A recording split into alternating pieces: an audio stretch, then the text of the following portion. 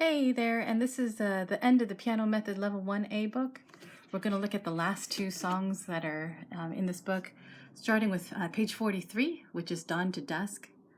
And they say this is middle C position, right? It tells you that up at the top. So just reminding you how that works. Both of your thumbs are on middle C, right? So it's kind of a funny hand position. And then as we move through here, so the things that are kind of trickier in here, you've got a lot of double notes. You can see them kind of all over the place. A few things that are a little different. So like this example here, you have a dotted half note on top. This is the right hand. And underneath there's eighth notes. So your right hand is doing two things at the same time, holding one note and then changing underneath. So what that looks like is like this. You've got E and G together, and you're going to hold the G while you're changing other fingers, right? But this is still holding down, right? So that's what that means. And that G will last all the way through 6 beats, right? You're going to hold it all the way through those two measures. At the same time, your left hand is just playing in thirds, right? 1 and 3, 2 and 4, 3 and 5. And that we've seen before, basically. So 1, 3, 2, 4, 3, 5, right? These are really common. It's playing in thirds, right? So just practice doing that. You're going to see a lot of thirds in here.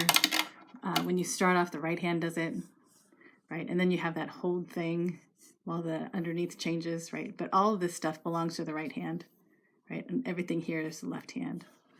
Everything else should make sense, right? Just keep counting. Make sure you're constantly counting.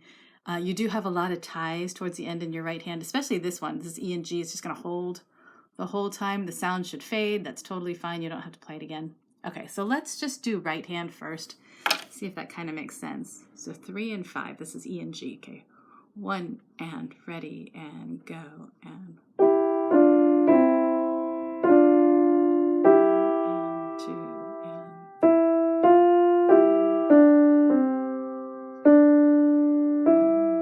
2. 3-second line.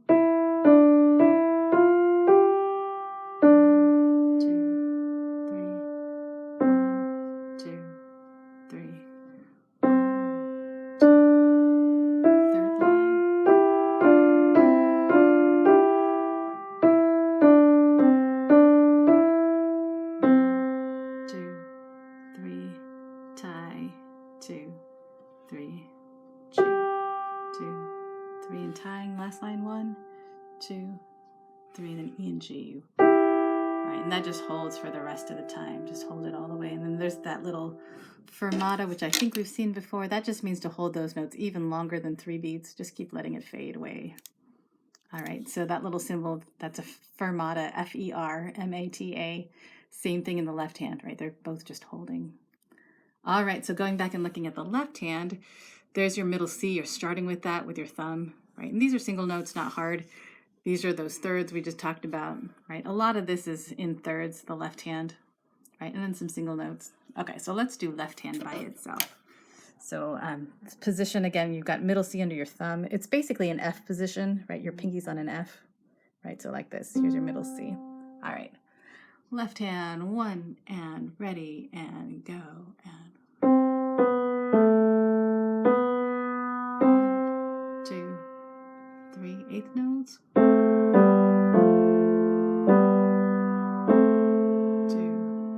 3-second line.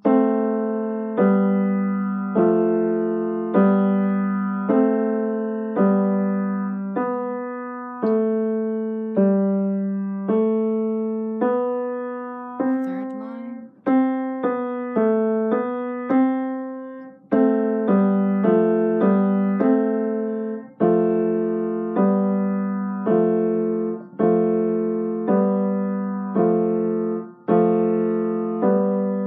Last line. 3.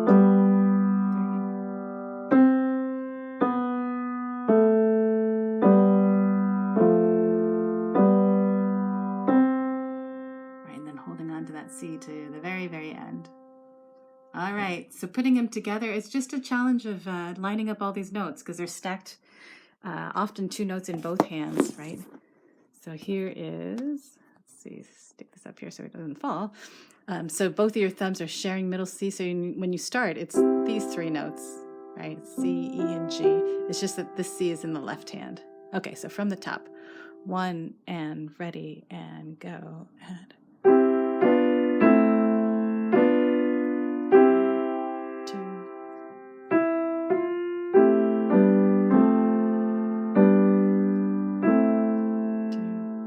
3.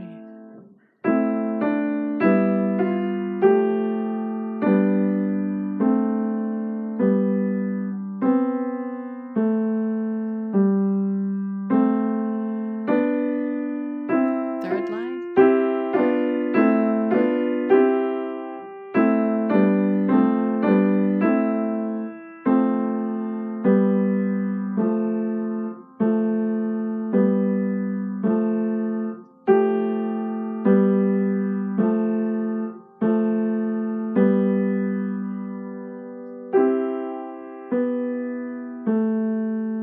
Slowing down.